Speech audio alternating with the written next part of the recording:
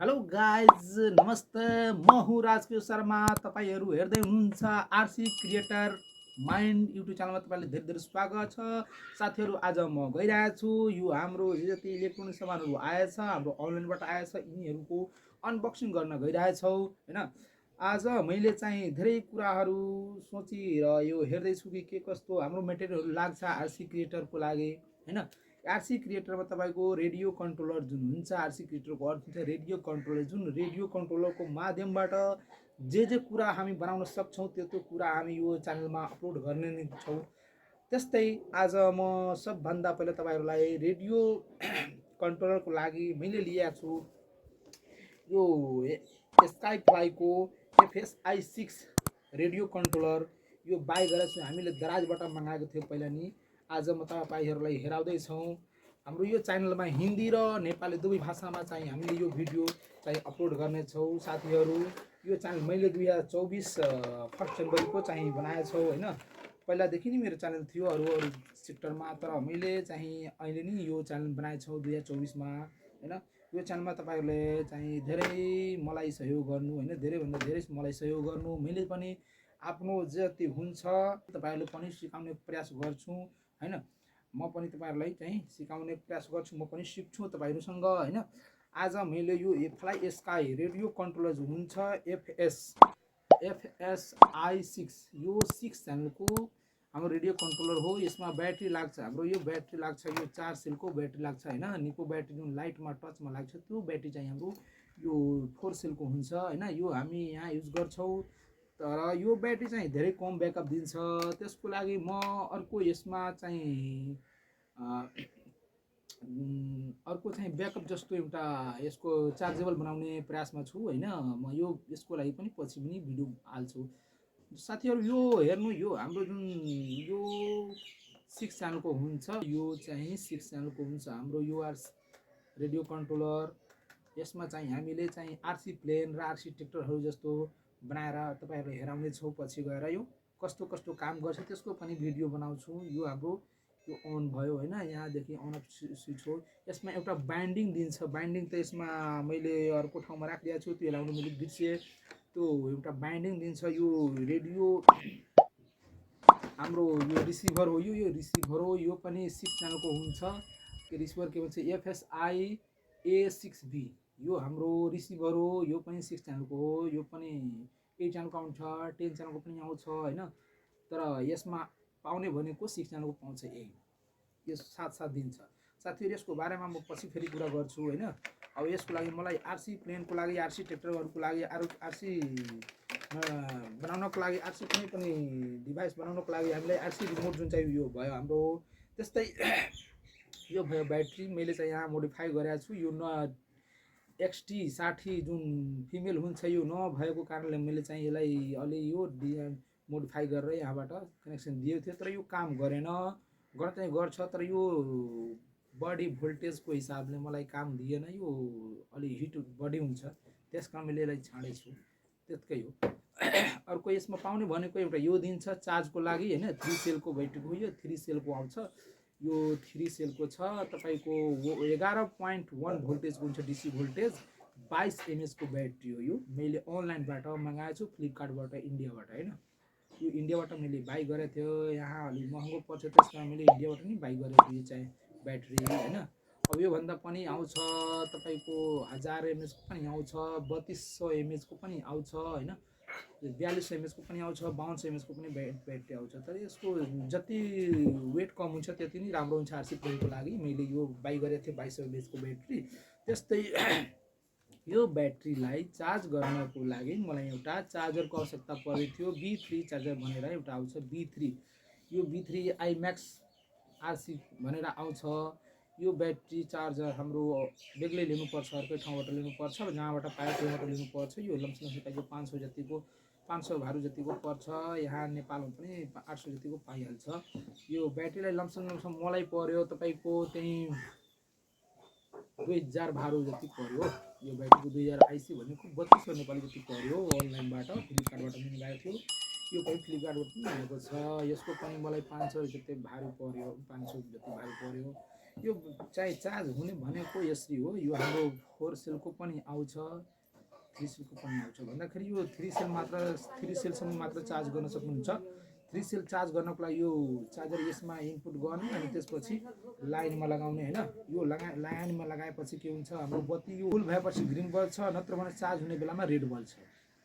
तीनवटा बत्ती दिनुको कारण के छ, यो रेड बल्ब छ हैन, रेड बल्ब छ।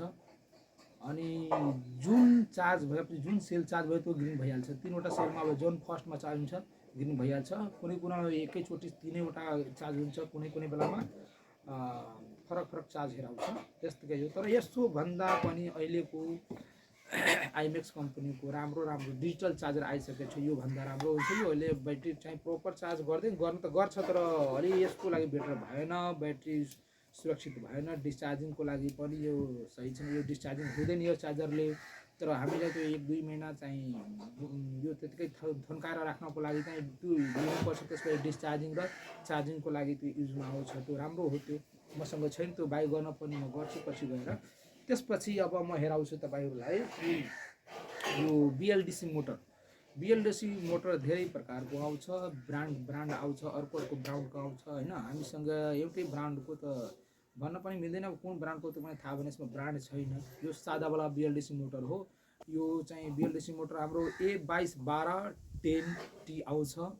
यो 1400 केबीको हो। यसमा धेरै थरीको आउँछ, 1000 केबीको आउँछ, 1200 केबीको आउँछ, 1800 केबीको आउँछ, 2200 केबीको आउँछ। तर मैले 1400 केबीको मगाएको छु, हाम्रो रिक्वायरको अनुसार। हाम्रो जुन रिक्वायर पर्छ आरसी फिल्मको लागि, त्यसको लागि मैले 1400 केबीको मगाएको छु हैन। अब अर्को के छ, ESC मैले 3 थरीको मगाएको छु। ESC को मेन काम के हो सर, यो चाहिँ स्पिड कन्ट्रोल गर्ने काम गर्छ। स्पिड कन्ट्रोल गर्ने काम गर्छ। ब्याट्रीलाई के गर्छ, यसले भोल्टेज दिएर यसले स्पिड चाहिँ कन्ट्रोल गर्ने काम गर्छ। स्पिडको लागि कन्ट्रोल गर्नको लागि मैले यो हेरेको छु। स्पिड कन्ट्रोल भन्छ ESC भनेको स्पिड कन्ट्रोल हुन्छ सर्किट। अब यो 30 एम्पियरको हो, यो 40 एम्पियरको छ हैन। अहिले मैले भर्खर चाहिँ यो कुनै ब्रान्डको छैन, त्यस कारणले यो के हुन्छ, अलि हिट बढी हुन्छ। यो बढी यसको लाइफ हुँदैन, यो प्रपर ढङ्गले पनि काम गर्दैन त्यति स्पिडमा। दुईवटा मोटरको कनेक्सन गर्नुहुन्छ भने यो राम्रोसँग पनि यो काम गर्दैन। त्यस कारणले मैले एउटा ब्रान्डको राम्रो ब्रान्डको चाहिँ यो फ्लिप एमाजोनबाट मैले इन्डियाबाट फेरि मगाएको छु, राम्रो खालको एउटा अर्को ब्रान्डको। जस्तै हाम्रो दुईवटा मगाएको थियो स्काई व्याल्कर कम्पनीको छ यो। जस्तै हेर्नु, यो यसको म्यानुअल छ, यसमा दिएको छ म्यानुअल आउँछ। राम्रो कम्पनीको लिन्छ भने म्यानुअल दिन्छ, तर त्यसमा दिएको छैन केही म्यानुअल। यसमा कसरी कनेक्सन गर्ने, के कस्तो, यसको टेम्परेचर के हुन्छ, यो सबै कुरा यसमा दिएको हुन्छ। कसरी कनेक्सन गर्नुहुन्छ दुईवटा मोटरको सबै यसमा दिएको हुन्छ। स्काई वाल्कर भनेर आउँछ, स्काई वाल्कर हैन। यो 30 एम्पियरको छ। यसमा के हुन्छ कि हिटिङ हुने जुन सम्भावना हुन्छ एकदम नमात्र मानु, हिटिङ त हुन्छ तर धेरै कम हुन्छ। यो राम्रो ब्रान्ड भएको कारणले एकदम राम्रोसँग काम गर्छ। यो यसको पर्फर्मेन्स धेरै राम्रो छ। यस कारणले मैले यो अनलाइनबाट, यो पनि एमाजोनबाट 2 पिस मगाएको छु। अर्को के छ साथीहरू, यो XT16 भन्नेको मेल फिमेल जुन हुन्छ हाम्रो ब्याट्रीमा आउँछ हैन। यसको नभएको कारणले मैले यो युज गरेको थिएँ। अब मैले यो मगाइसकेको छु हैन। र यो हेर्नु तपाईको यो मेल फिमेल छ, यसमा दिएको हुन्छ। यस्तो कनेक्सन यताबाट गर्ने यताबाट गर्ने, यसको ट्याक्क लगाइदिने, यो एकदम राम्रोसँग भयो हुन्छ साथीहरू। यो चाहिँ मेल फिमेलको लागि XT60 मैले मगाएको थियो। अर्को के छ, ESC कन्ट्रोलर। यसलाई भन्छ के सर्भो कन्ट्रोलर भन्छ यसलाई, सर्भो कन्ट्रोलर। जसरी हाम्रो मोटरलाई युज गर्नको लागि यसको लागि, यो मोटरलाई चलाउनको लागि सर्भो कन्ट्रोलर चाहियो। या यस्तो हामीले सर्भो मोटर पनि मगाएको छु धेरै मात्रामा, 10-12 पिस यो मगाएको छु हैन। अब यो त मैले नेपालबाट पनि अर्डर गरेँ, नेपालमा धेरै महँगो पर्यो, त्यस कारणले मैले इन्डियाबाट फ्री अर्डर गरेर यो मगायो। यो सर्भो मोटर छ हाम्रो। यसमा पनि युज गर्नको लागि, यसलाई चलाउनको लागि हामीलाई त्यही सर्भो टेस्टर छ, यसलाई भन्छ सर्भो टेस्टर। यो 3